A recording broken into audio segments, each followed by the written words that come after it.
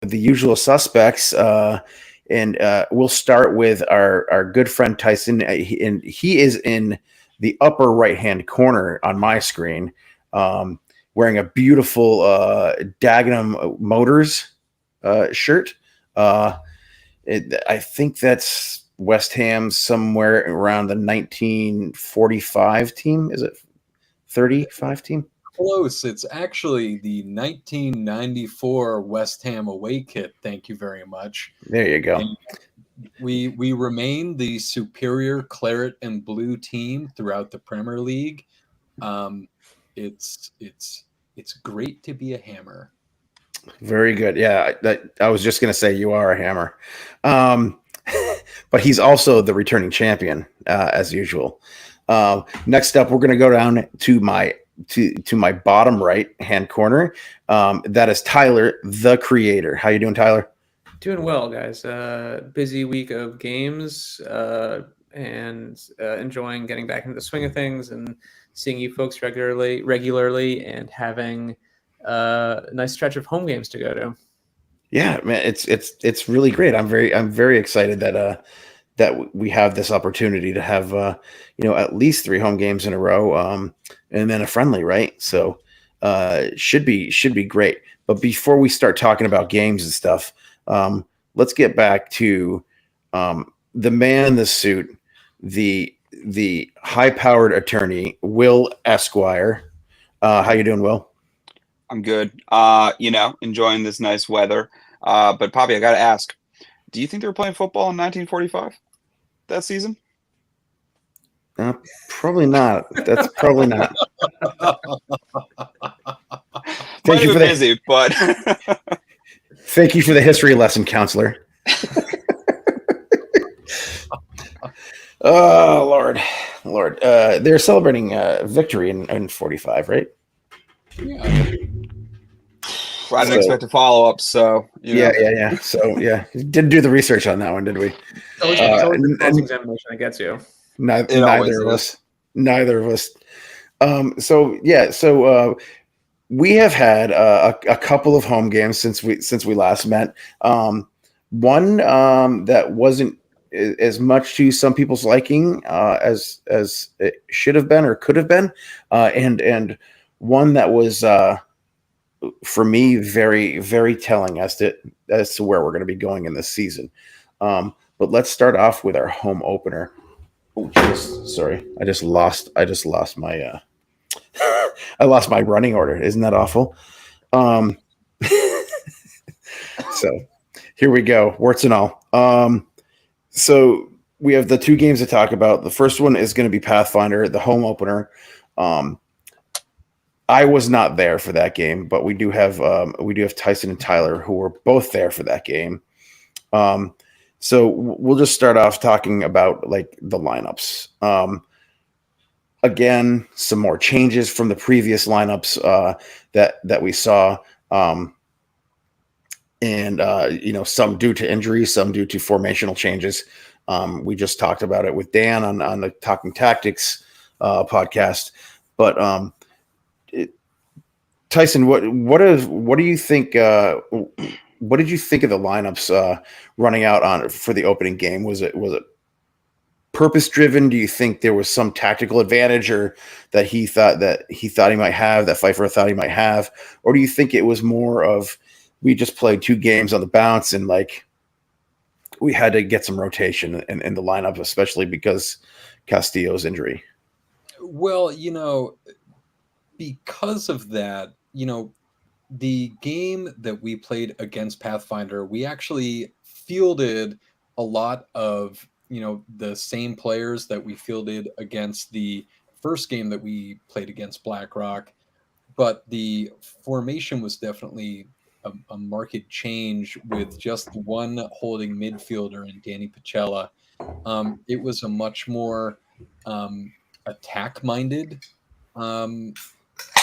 formation that was set up, but in watching that first half, the Green, kind of the way that their bread and butter game is force that ball up along the wings, get it into the inside. I'm sure that you talked about this with Dan, and then rely on holding midfielders to go recover and then recycle that ball once the defense is able, or if the defense is able to get it out of their side of the field. And, that formational change, I don't know what you think, Tyler, but that really left Pacella on an island in the midfield.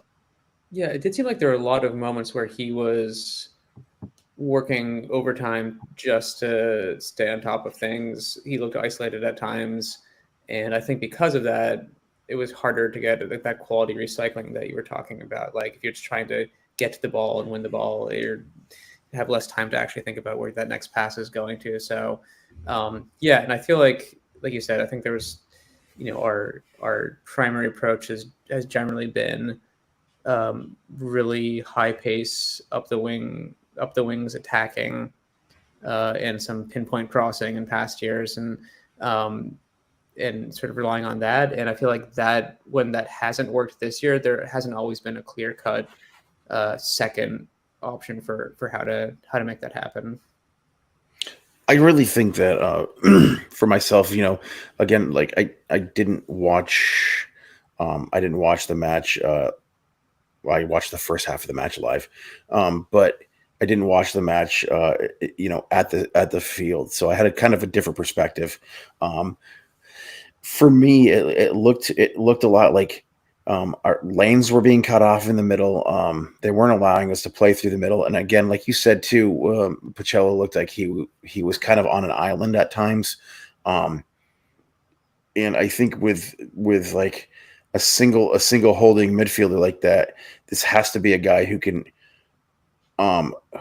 play, box to box and have the pace to recover, and be a fifth defender at the same time. And not having a midfield partner for me, I think is kind of is kind of scary, and it was kind of at times scary to watch. We got countered on quite a bit, and we weren't able to, maybe push the action the way that we would have wanted to. I know, Will, that you didn't actually get to really watch the game, but do you think that like switching from the traditional 4-2-3-1 that we saw to this kind of 4-1-4-1, do you think that there was anything behind it? Or do you think it was like a lot of feeling out process? I think that the first two games went really well. No goals conceded. We've clearly got a solid back line. So perhaps, moving to a single holding midfielder, to be able to put more of a box in the midfield, that front line of four behind the central attacker, perhaps that was the thought.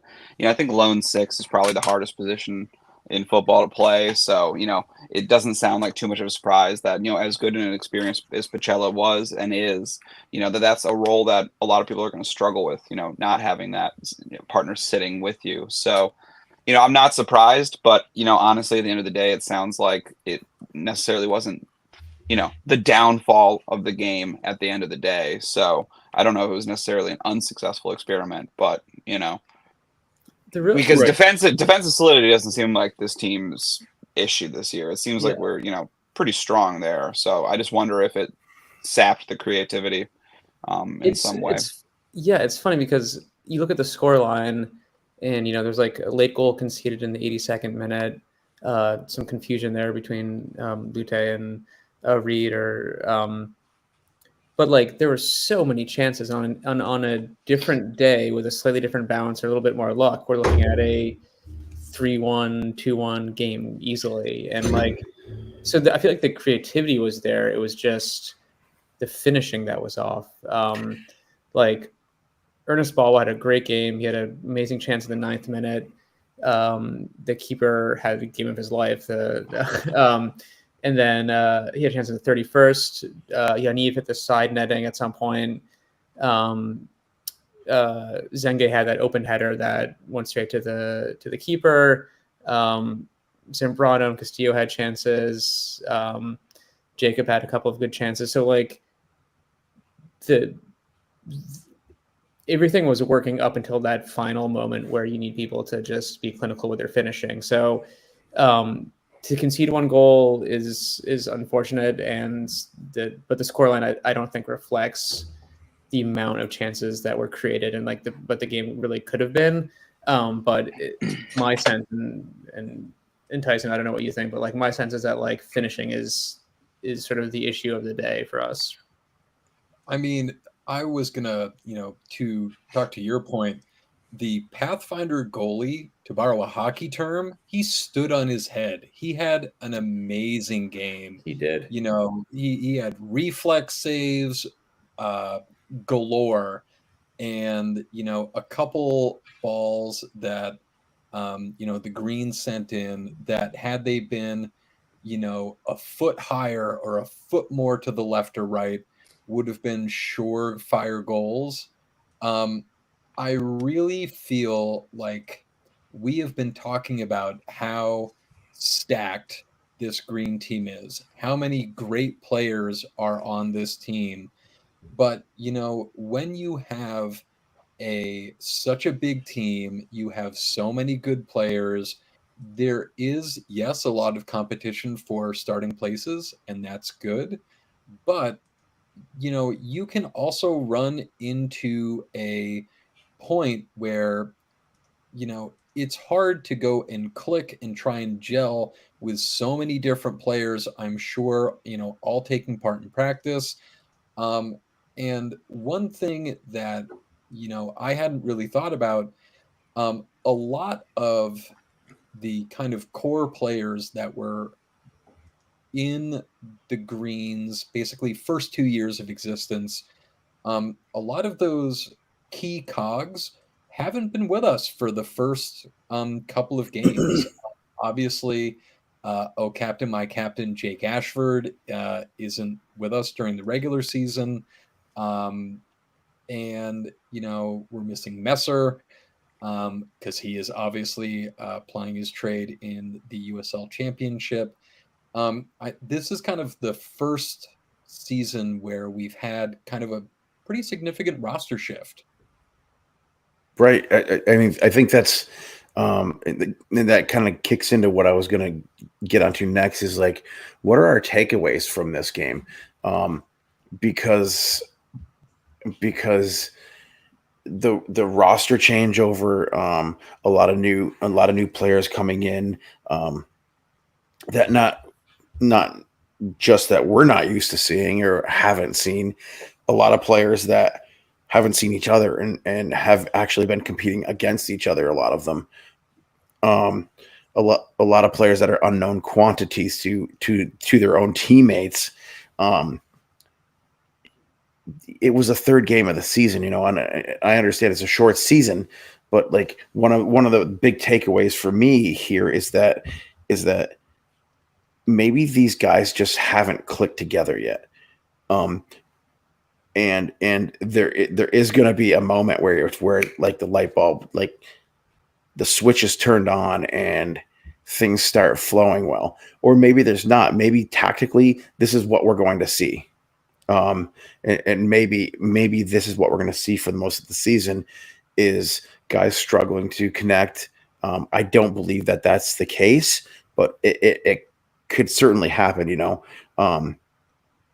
I think that this team has the huge upside of all being amazing soccer players at Will's Cat.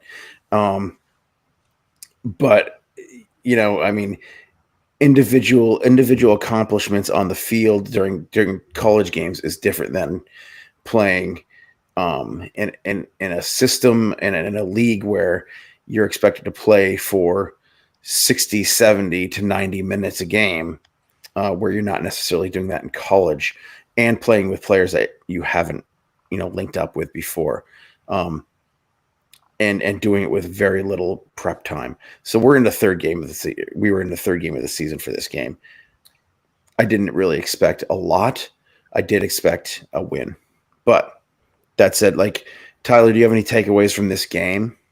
Yeah, I mean, it's such a funny game, and by it I mean the game of soccer, football, like, one or two slightly different endings to those chances that we have, and we're talking about a much different scenario and telling a much different story, right? Like, if we won that game 3-1, 4-1, which was totally within the realm of possibility, we'd be talking about how, like, the scoring prowess of the team and how things are really clicking. So I'm for as disappointing as some of the as that result was, I'm like hesitant to like make any grand sweeping statements, I guess, about like the state of things, because like there were a ton of chances. It wasn't like we had, one chance and we took it. Like, there were lots of chances. There's clearly some creativity up front.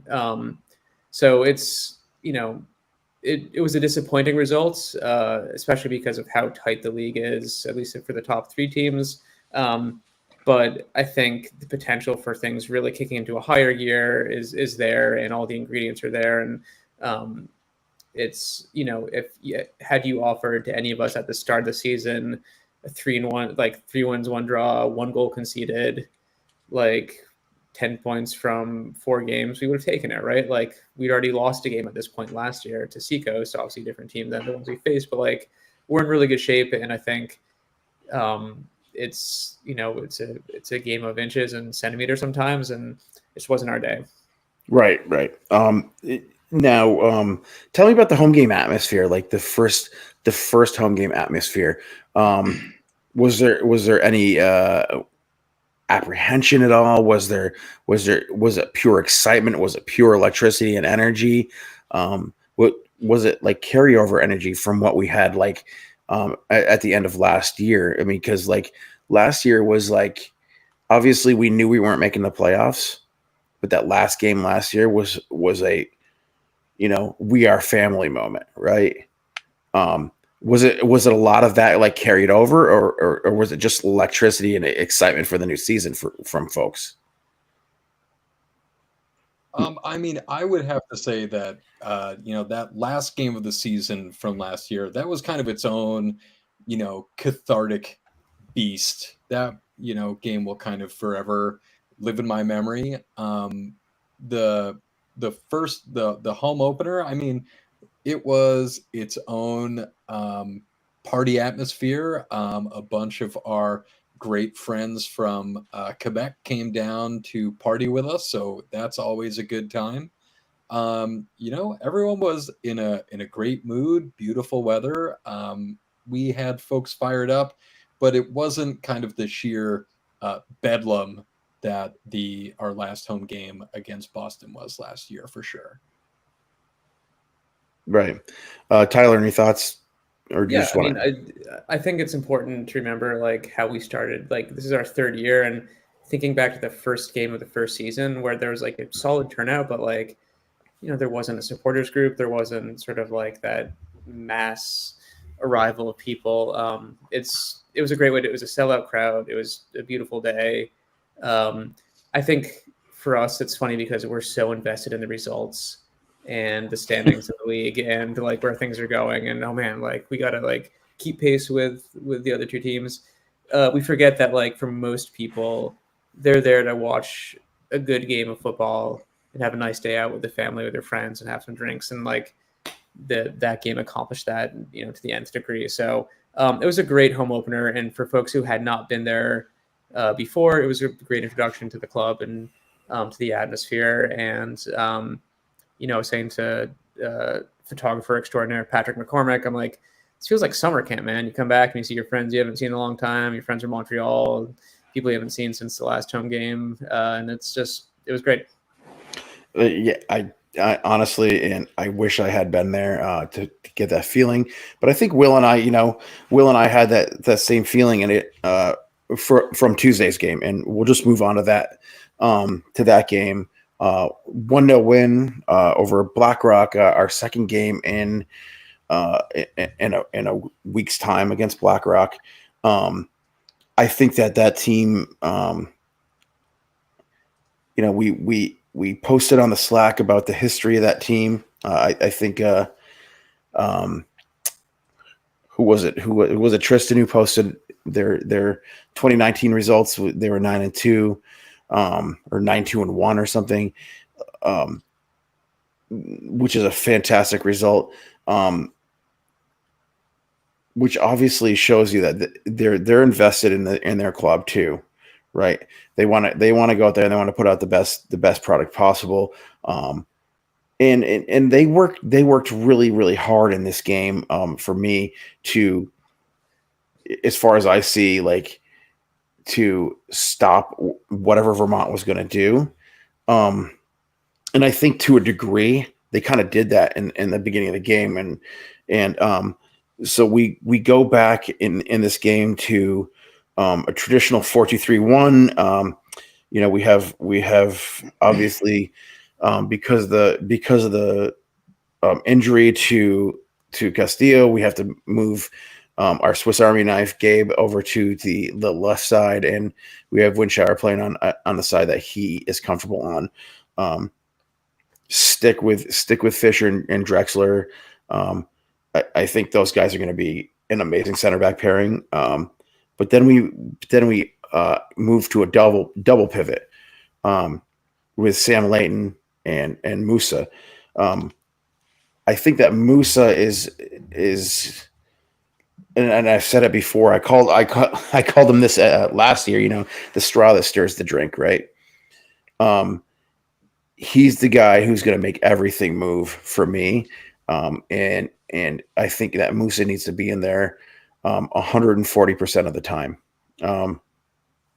and only to be removed when we're up by numbers. But so for me, this lineup in this game, kind of got back to what we expect out of Vermont Green. Will, what did you see out there in terms of the lineup? Did you feel the same way, looking at like that double pivot with Layton and Musa? I certainly prefer the lineup this way with the double pivot in the back. I think we got the back line right. And I think Musa being in one of those, double pivot spots works. But, while we did win, I sort of was left thinking perhaps this isn't going to be a lineup we use going forward. And I could be wrong. But it sort of felt like the chemistry with the front line and the midfield was off. Layton was named man of the match, and I guess I missed his performance. Somebody else can advocate for him, but I didn't see him add much to the attacking role. Typically we see somebody like Pacella in there, adding a little more threat from that second hole. So it sort of felt like while we were rock solid in the defense, that we were sort of lacking up top. A lot of attempts on getting down the pitch were just long balls out to either Xavi or Castro. And Castro was floating inside, and I think that's because he's partially an attacking midfielder more than he is perhaps a winger. And so I found that he wasn't home a lot of the time when a ball was played up.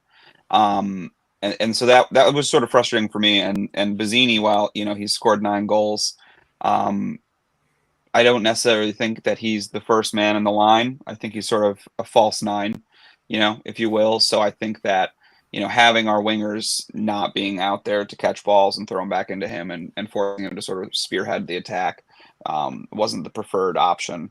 It's not surprising in the end that Zengi was the one who came in from the midfield to score the game-winning goal. So, it was a good performance defensively. Really happy with that. Really happy with new people like Reed Fisher. But I thought the chemistry was just a little off from the attacking perspective. It's funny. I know that you and I were talking at halftime about Sam Layton, and going back on the rewatch, there were some times, and Dan and I talked about this too, and there were some times where, like the first 20 minutes were a little disjointed for me, like that game in the game, but like there were times that Sam was brilliant for 3, 4, 5 minute stretches, and then just kind of fell off. And I don't know, I think at the time, like you said, it was disjointed, and somebody else could advocate. I can kind of see now the way we were playing a lot of these long balls and stuff. He's kind of left out of the mix, and it's maybe it's because he's out of position. Maybe it's because he's, just not there yet with the rest of the team. But I think that moving forward, I'd rather see that pivot with Musa and Pacella, and because I think that they naturally work well together. I think Pacella's more of a guy who's going to advance the ball, and Musa's going to be more of the defender. He's super calm on the ball, and I think Pacella is the guy that's going to be able to advance the ball and create that link up play in the midfield.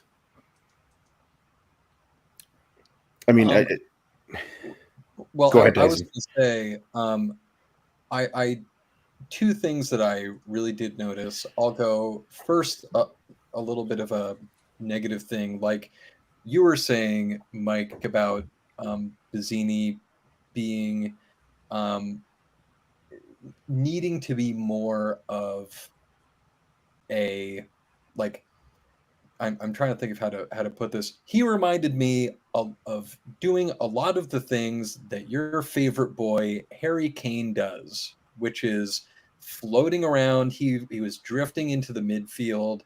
At one point, he was like all the way back at the Greens penalty box when we were in possession, and the I don't necessarily have a problem with that, but the way that Bazzini plays when out of possession, kind of dropping back to help out the team, is a lot different than, say, Nacho did last year. When Nacho was out of possession, and when we were trying to win the ball back, he was attacking people. He was getting on the ball. He was trying to force a mistake, and Bazzini doesn't necessarily do that. I don't really think that that's necessarily part of his game. So I did kind of wish that he was further up the field, trying to provide a little bit of an outlet. But one thing I will say is that Windshower had a very underrated great game.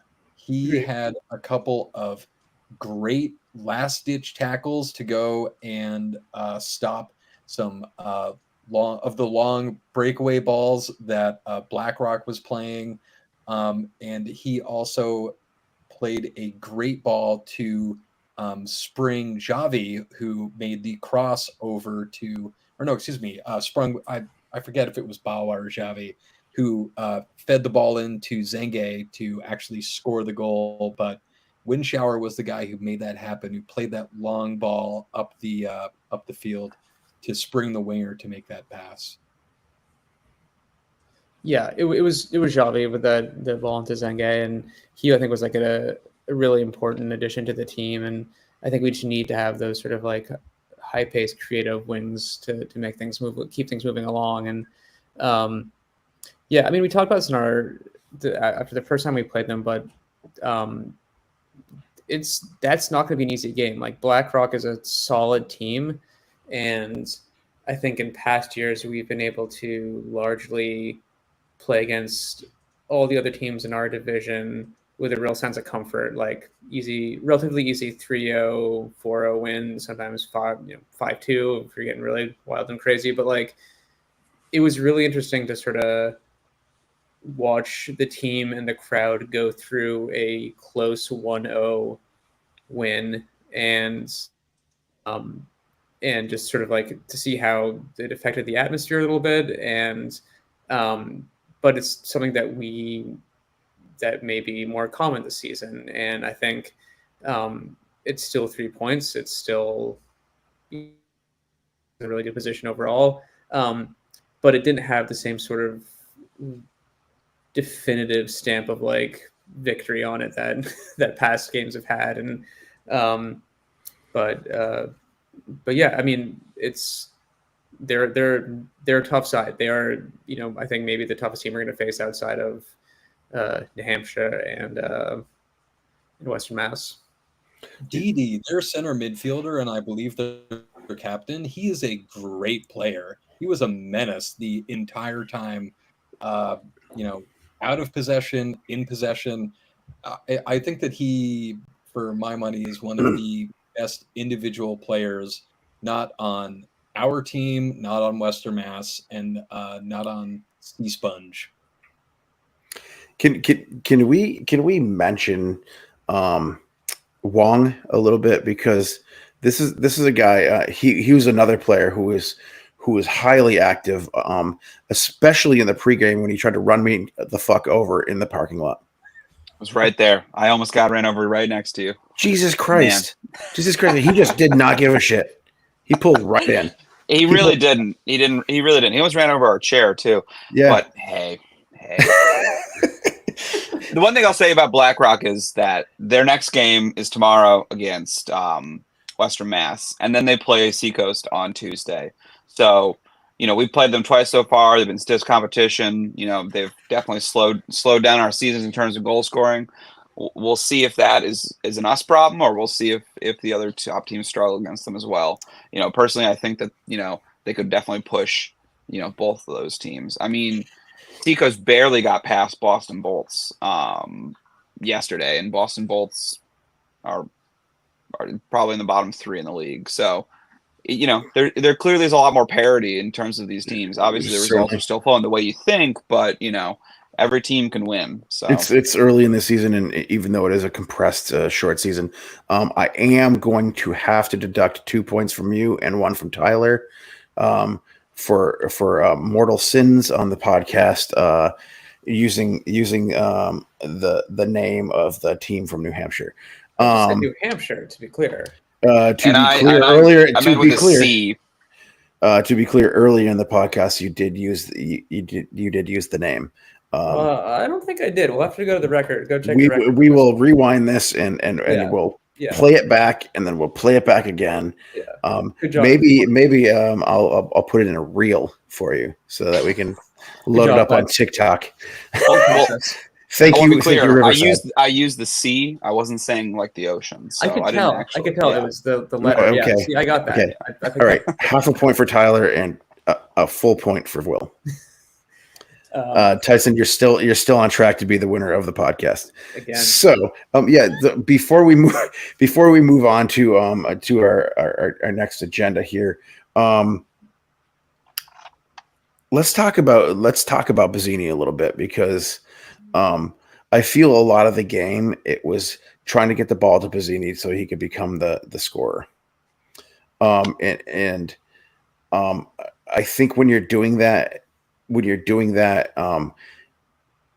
and maybe I'm wrong, but I think a lot of it was like we were forcing balls into places that didn't need to be forced. I think that Zach Zenga was on the night probably one of our better ball distributors. But I think that like there was a lot of forced passes that were going into Bazzini, and like Tyson said, he was doing a lot of that stuff that Kerry Hayne does, especially in the Bundesliga now. Now that he knows that he can't be that guy who's going to hold up in the box anymore.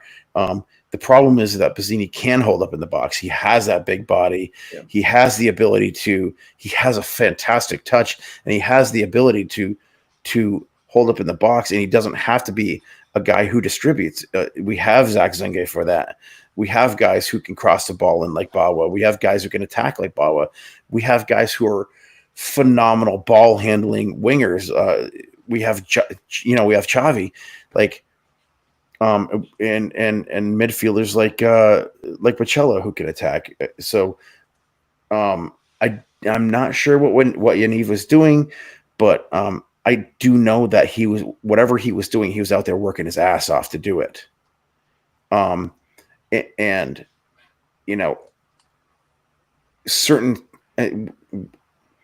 in certain ways, maybe he had some expectation on him. But I don't know if you guys feel the same way. I know that Tyson said, what he said about HK10, and I just think that like trying too hard doesn't get you results. I mean, Bazzini has so many talents, and like you said, he can and is oftentimes a really good hold up forward up there and has the touch and the size to take a long ball and wait until the reinforcements arrive. He is also more than capable of running at people, and we've seen that happen as well. We've seen him shoot from distance, and his distribution is great too. Like that ball into Zach in the Pathfinder game that found Zach like one-on-one of the goalie for that header, that was from Bazzini. It was a perfectly placed ball.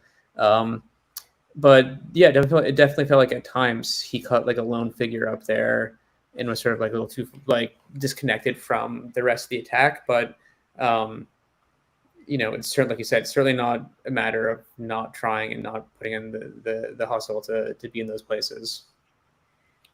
I think that like last year he did have that hold up play, and he had that. We as fans also had that that knowledge that somebody like Nacho was going to come in and spell him if he wasn't having the best game, or that Nacho was going to start the game, and we had Bazzini to lean on as a crutch in case that kind of happened. We don't have that quite yet here. I mean, like I think Jacob and Bazzini have similar skill sets. Bazzini's obviously taller, but I think that Jacob is a stronger, more physical presence as far as that goes. Nacho was intelligent. He created chaos when he had the ball, and I loved his energy. I think we're gonna have a guy once he gets his international credentials to play on this team. I think that Ayub Lahar is going to be maybe our next Nacho, hopefully, a guy who's creates chaos everywhere he goes. He's a great ball handling forward. He can play that number 8 role. He can play that number 10 role if he has to. I think once he works his way into the team and gets his international credentials, that he'll be able to play and contribute a lot in this team, and hopefully we get to see him soon. So we can move on now from this discussion, and we can move into the next phase. And before we do that, though, I just want to do a little housekeeping and mention that we are the United in Green podcast. We are the world's greatest Vermont Green Football Club podcast. You can find us on social media on Instagram, which is great for millennials, but not great for the Gen Y and Gen Zers, or whatever they call themselves now. You can find us on Facebook. We really don't post there that much, but if your parents wanna, or your uncle or aunt want to look us up, we'll be there too. But you can also find us on youtube.com. We are partnered with Blazing Musket.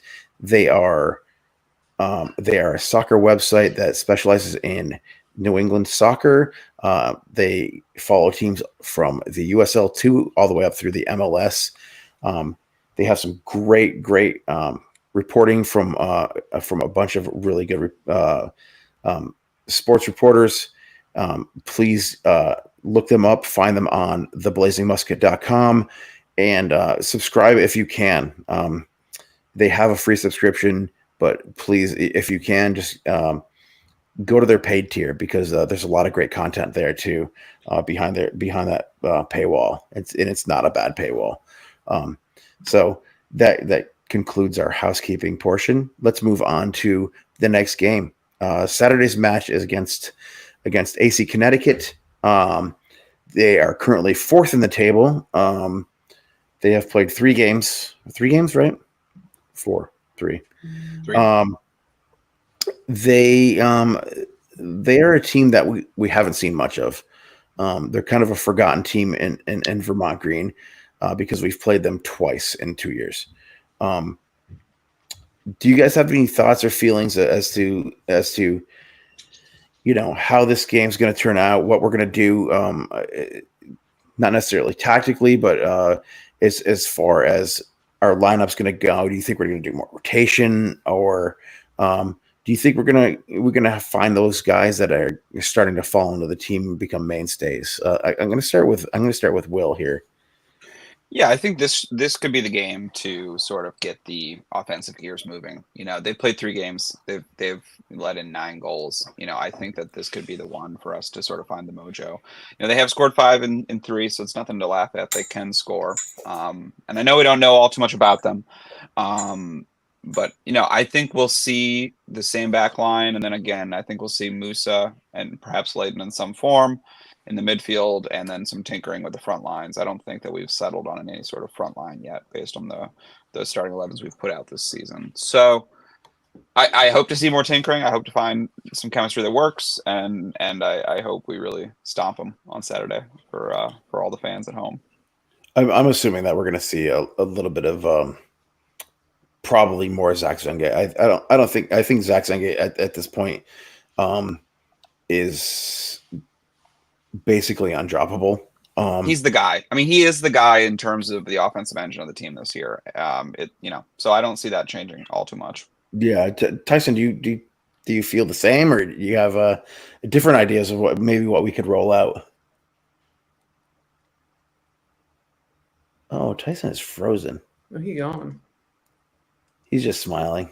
Yeah, it's a nice photo of him though. It really is. It really is. It really is. Like having a fine portrait on your wall, but it's Tyson. I mean, well, look at that beard though. It's a great beard. I know. I just had mine trimmed up, and I still look like a Wookiee. Yeah, it's a nice beard. Crazy. So Tyler, same question to you. Yeah, I agree. I think Zach is one of the first names on the team sheet. Yeah, I was talking to a friend about this. I really enjoyed the fact that every game we potentially get to see a new player or a familiar player in a new position. It's exciting. And it's one of the things about USL too. I think that is just great that you get to see, a wider range of players and a more of a rotation than you would probably in any other league, or certainly in higher leagues. Yeah, it's hard to predict what the tactics will be because we don't know much about AC Connecticut. But I'd imagine that, the focus would be on finishing the chances created and just continuing to create as many chances as we did in the Pathfinder game, and just maintaining that really solid back line. And yeah, very excited. Also excited for the return of a Vermont Green legend and alumnus. Tyson, do you want to talk us through who's coming back? It's that man. It's Sam McCann. He's coming back. Yes, he can. It's going to be great to see Sam. Obviously club legend from the very first season of the Green, playoff hero. He obviously didn't get to see the field that much last year. And I am just glad that he is able to go down and get some quality minutes with AC Connecticut. Obviously, we'd all love to have him back up here, but he's doing what's best for him. And it's going to be great to see him again. A little bit of YouTube research can get you a little bit of Sam McCann if you want to, in the blue and white uniform. Sam is a personal favorite of mine. Quite honestly, I believe the guy deserves a statue outside of Virtue Field, because club legend. He's a club legend. As far as AC Connecticut goes, I feel like they're going to be a team that's going to they're going to play wide open. They're going to try and hit on the counter early and often. And I think that if they get smacked in the mouth immediately with our attack, they're gonna recoil into like a mid-low block, probably, where they're gonna park the bus and just kind of sit there and try and do the best they can to stop the attempts on goal. And like we've talked about this entire podcast, I think that Vermont Green has had numerous opportunities to score many goals. and for one reason or another, they're all Timo Werner right now, right? Just cannot finish. I think that turns around for our club. I think that, and I think this might be that game where everything like clicks into place. And I think that, this weekend we're gonna have a really fun time in the stands. I think it's gonna be beautiful weather. I think that the crowd is gonna be into it, and that we're gonna do our best as a fan base to make sure that if the crowd's not into it, that they get into it.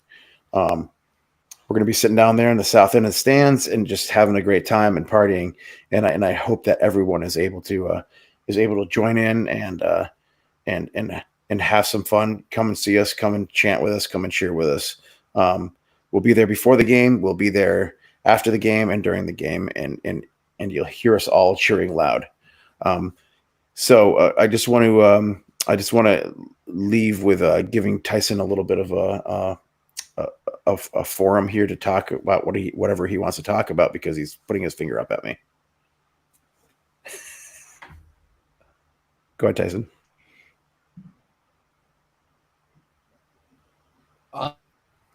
I have a very, very specific point to make, and that is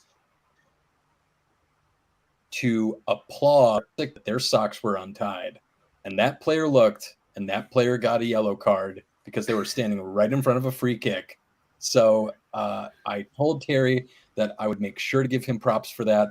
It was fantastic, and I'm sure that Dan will be annoyed, because that's what Dan tries to do every single game. He throws that out every game, and no one has bit yet that I'm aware of in 2 years. Terry, first time he tried it, boom, flawless victory. Well done, Terry. Beginner's luck. You gotta love it. It might be a little bit of beginner's luck. It might be a little bit of I think Terry is he's a mystical creature. I think he's got a little bit of magic about him. In the way that he creates beers for Pro Pig, but also the way that he creates the legend around himself at Virtue Field, standing in front on that line. A little bit of self-mythologizing, if you will. Yeah, absolutely. So we're going to get into final thoughts here, and you guys can promote whatever you want to promote, talk about whatever you want to talk about in these final thoughts. But I just want to thank Congresswoman Becca Balint for joining us, being at the game, supporting the green, and I don't want to get too much into the politics of whatever is going on in this country, but like in Vermont, our politicians, they can create a little bit of lore around them. They can, we have Bernie, and we've had Senator Leahy, and I think what Becca is doing for the state is commendable, and I have to applaud her, and thank her for coming down and being part of our scene, and highlighting the best things that our state has to offer. So that's my final thought. I'm going to move to Will for his final thoughts here. I think you guys have said it all, but the one thing I'd like to stress is that it seems like the club is making a pretty concerted effort to get some more interesting and smaller brand food trucks out there. And I think that's really great. We saw some African food there this last game. So Tyson had a pterodactyl wing. Yeah. Tyson had the pterodactyl wing. It looks fantastic. And I don't know if they're going to be there Saturday. So what I'd say is to people is, if you see an interesting food truck, you haven't seen it around the food truck scene before in Vermont, check it out, support the business. Just part of being a Green fan. Absolutely. I'm going to move to Tyson. Are you available? Oh, did I go and freeze again? No, well, you kind of did. Yeah, but you're good now. You know, I just want a ton of folks to go and come out to this upcoming game against AC Connecticut. It is Pride Night. It's going to be a great time. We are going to be out waving the boys' pride flags. We're always out there. Come and have a great time with us. Absolutely. And last but not least, Tyler, you're the man. Yeah, please come out. It's going to be a great game, great weekend. Yeah, and again, just to echo what you said, Mike, big shout out to Congressperson Becca Ballant for coming out. She came out to the game and also came out and took over megaphone duties for a chant or two, which was awesome. And I know a number of folks who've interacted with her and you know, in all sorts of different ways, professional and otherwise. And she's a consistently great person, and I think great for Vermont. And honestly, it's one of the things that I love about Vermont is that it's this feeling of community, whether it's the club or your local politicians being part of your day-to-day life. It's a very small state, and that comes with its own issues, but on balance, it's an amazing place. Like, where else would you see your congressperson hanging out during a soccer game and just wandering around, not surrounded by security detail, not trying to campaign to any great degree? It's just hanging out and talking to people. And I think it's one of the reasons that Vermont Green has been so successful is that the founders understood how important community is in this state, and they have made an authentic effort to create a community that fits in and connects people. And it's just great to see more and more people getting involved. She did mention that the flag was one of the greatest things she's ever seen. And she was very involved in and very cognizant of the fact that my daughter was carrying the Vermont Green Pride flag, and asked her not what it meant, but what it meant to her, which, you know, which as a teenage girl, I think is a very, it's a very pointed question. And my daughter had the chance to, you know, answer it honestly. And I really appreciate that. So, so until the next time, we're going to just sign off by saying up the green. Up the green. The green.